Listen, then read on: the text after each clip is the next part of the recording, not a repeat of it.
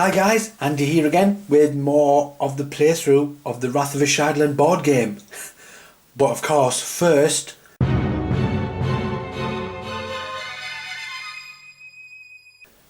corrections. I'd like to thank Scott Smart for pointing this out. I completely missed it and forgot all about it, but when Vistra destroyed those two gibbering mouthers, sorry, if I keep saying gibbering mouthers, you'll have to forgive me. Gibbering mouthers. The rules state that for each monster you kill, you get a treasure card. So, two gibbering mouthers were killed, so I got 2 treasure cards. But the rules also quite clearly state that no matter how many monsters a hero kills on their turn, they only get 1 treasure card. So instead of getting 2 treasure cards, I should have only got 1 treasure card. Now the first treasure card I got was a magic sword. Let's take a look. Which I give to Heskin. And the second treasure card I got was the Scroll of Monster Control. Now I shouldn't have got this, so this is now going to go back on top of the treasure pile. Thanks Scott for pointing that out. I completely forgot about that, and I wouldn't have caught that, I must admit. So that's first correction. Second correction, again has to do with the gibbering mouthers.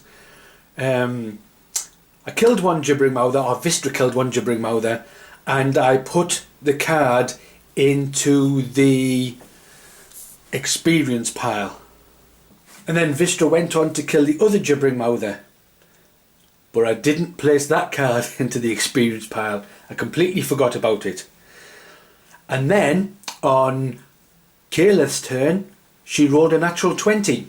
Now if you roll a natural 20, a hero, any hero, can level up as long as there's enough experience points in the monster pile, in the killed monster pile. And when I looked, I only saw 4 points, like you see here, and I thought, oh, not enough there to level up. But I forgot to place the other card there. So in total, instead of just being 4 experience, there was 7 experience. So one of the heroes could level up. And I asked in the video, which hero should I level up? Sadly, only one person replied. So Hideous Prime, thank you for replying. And you've actually picked the one I would have leveled up, Vistra. So let's take a look at the card, and I'm going to do that right now. Okay, so here we have Vistra's card, and as you can see, she has a cage on her. It doesn't matter what condition or what curses or anything like that are on a hero. If they're able to level up, then they can. So I'm just going to move this cage off, and I'm going to move her hit point tokens off, like so. Now as you can see, she's level 1 and she's got an armor class of 17, hit points of 8, speed of 5 and surge value of 4. So we're going to spend 5 hit points to level up. But I don't have exactly 5 hit points. I have 7. So I can't use a 3 and a 1 because that's not 5. So I'm going to have to use the 2 3s.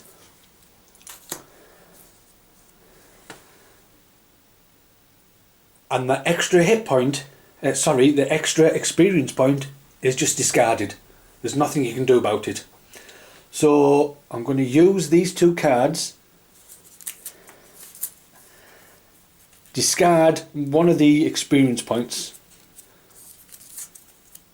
get rid of those, and I'm going to level Vistra up by turning a card over. Here we go. So now we can see she has an armor class of 18, hit points of 10, speed of 5 and a surge value of 5. Now if we look closely, it says she can choose an additional daily power. So she has another daily power she can choose from, which I'll choose that in a moment. And also if you look further down, critical hit. This is something all heroes have on their card when they level up. If I roll a natural 20, I can deal an extra damage, but that's only if that hero rolls the 20, not if another hero rolls the 20. So if Vistra rolls the 20 when she's attacking, she can do an extra damage on whatever damage she's doing. I'm going to put the cage back on her because she's still inside the cage. And I'm going to put the hit points back on her. Now, when the hero levels up, they don't automatically get full health. They don't regain all the hit points back. Wherever hit points they add on, or whatever damage they've had, when they level up, they keep that damage. So Vistra had 3 hit points before she leveled up. She keeps those hit points, so she's only still got 3 hit points. Even though she's now level 2, she only has those 3 hit points. Right, so I'm going to choose a daily power. So just give me a moment to choose that. Right, I've decided to pick Taunting Advice. You rush forward and call forth your enemy. Move your speed, then choose a monster within 2 tiles of you. Place that monster adjacent to your hero and attack it with a +8. And if it hits, it's a 3 damage and a 1 on a miss, which is not bad at all.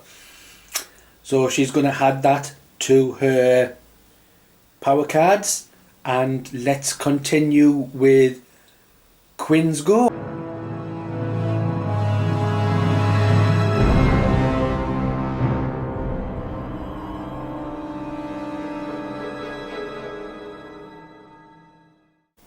Right, as you can see, Quinn is dazed, but he does have a plan. If it all works out, fingers crossed. So let's take a look. The first thing Quinn is going to do is use his Sacred Flame. Attack 1 monster within 1 tile of you. So here's Quinn, and he's going to attack Kobold Dragon Shield. So he's going to attack with a +6, and the Kobold Dragon Shield's armor class is 16, so he needs a 10 or more. Let's take a look at the roll. Okay, just to make things a bit different, I have a different dice rolling apparatus. This one is a roll arena.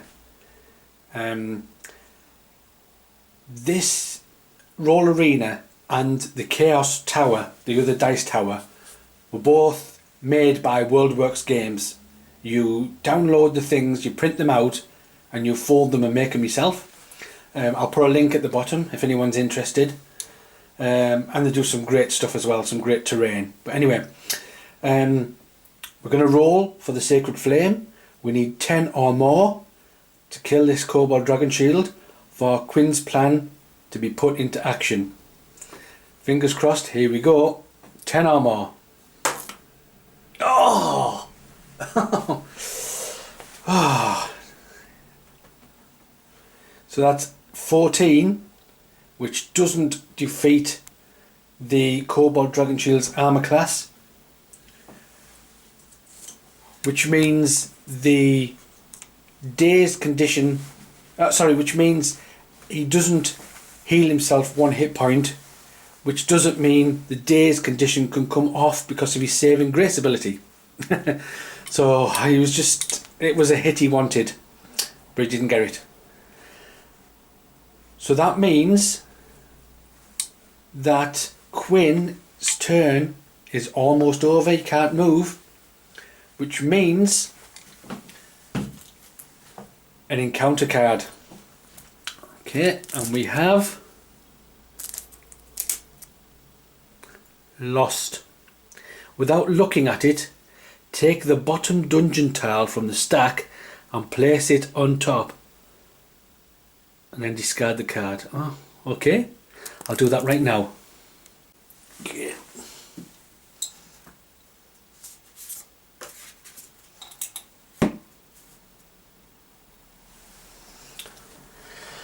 That means an extra dungeon tile before we reach the chamber. But, you know, it's again, it's not a bad encounter card. Could have been worse, a lot worse. Probably will be shortly. So let's get back to the board.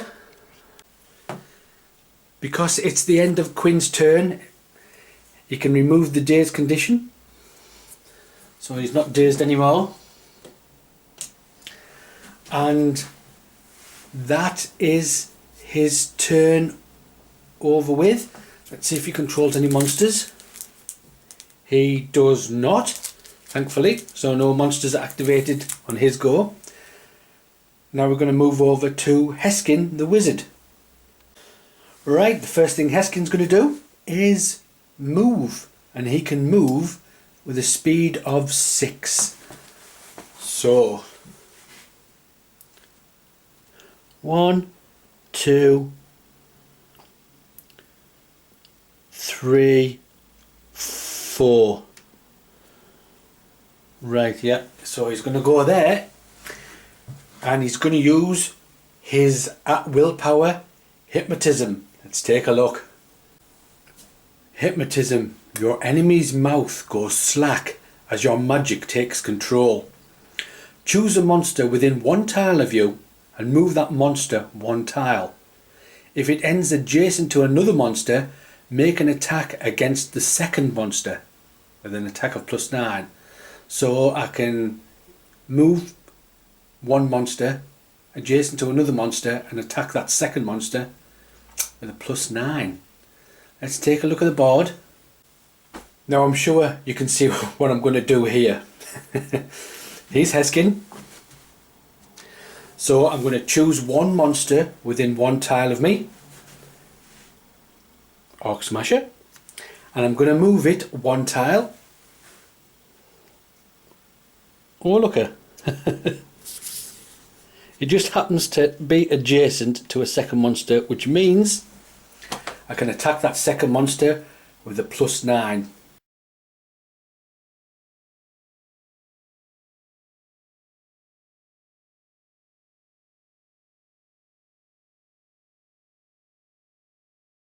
So now the Orc Smasher is adjacent to the Orc Archer, and I can attack with a +9. Now the Orc Archer has an armor class of 13, which means I just need a 4 or more on the roll to defeat this Orc Archer. Let's take a look at the roll. 4 or more, here we go. 10. And we can see that. So we've definitely hit the Orc Archer. So the Orc Archer is now dead. Which does mean treasure card. And it is... oh, the Scroll of Monster Control. Ah, that's what I put back earlier. I forgot about that.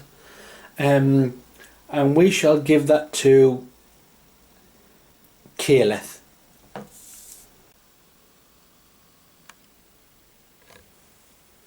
Excellent. Right, so we've got rid of another monster, at least. So he's moved, he's used his power, hasn't revealed any tiles. So what do we get? That's right, an encounter card. And it is, oh, here we go, Deep Tremor.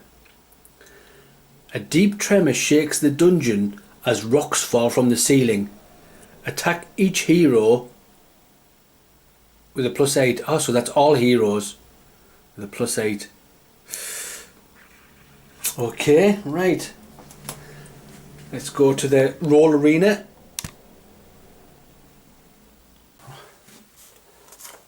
And we'll start with Vistra. Vistra has an armor class of 18 because she leveled up, remember? So I need 9 or less to not hit. Here we go. Oh, well, that's definitely a hit, 17. So another hit point is removed from Vista, who's now down to 2 hit points. Right, so we now roll for Caleth, who is not on the board at the moment, so any encounter cards don't take Caleth into effect. So if anybody's off the board for whatever reason, encounter cards don't affect them. So we can skip Caleth. Well done. And it's now on to Quinn with an armor class of, let me just check his cards, 16. Yep, 16. So we're going to roll. See what we get. We want 7 or less. Right, so that's a hit on Quinn. So we take a hit point off Quinn. He's now down to 4 hit points. And then we have Heskan. So here we go. Heskan has an armor class of 14. Oh. So 5 or more, hopefully, to not hit Heskan. I should have said 5 or less. So Heskan has now been hit for the first time in the game. The very first time he loses a hit point. So that goes from Heskan. Okay, Heskan does not have any monsters attached to him, so no monsters activate. So, not much was really done in that turn, in those turns. Oh, yes, I think I forgot. Goes in the experience pile, don't forget.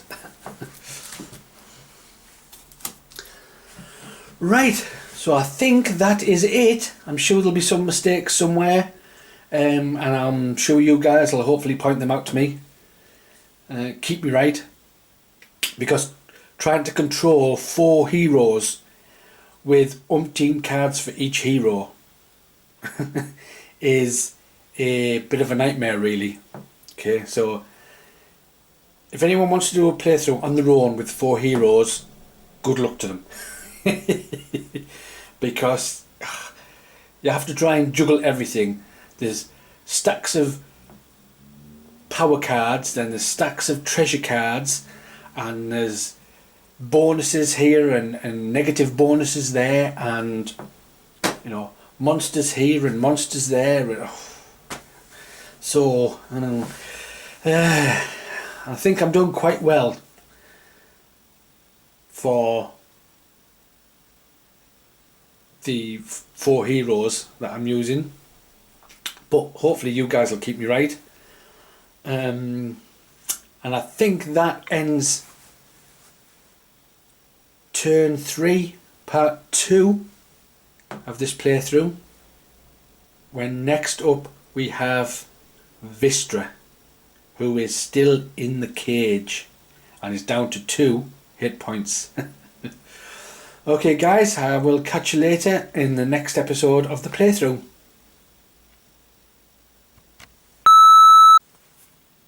Hi guys, Andy again here from Mad Lad Designs with more of the playthrough of the Wrath of... Start again.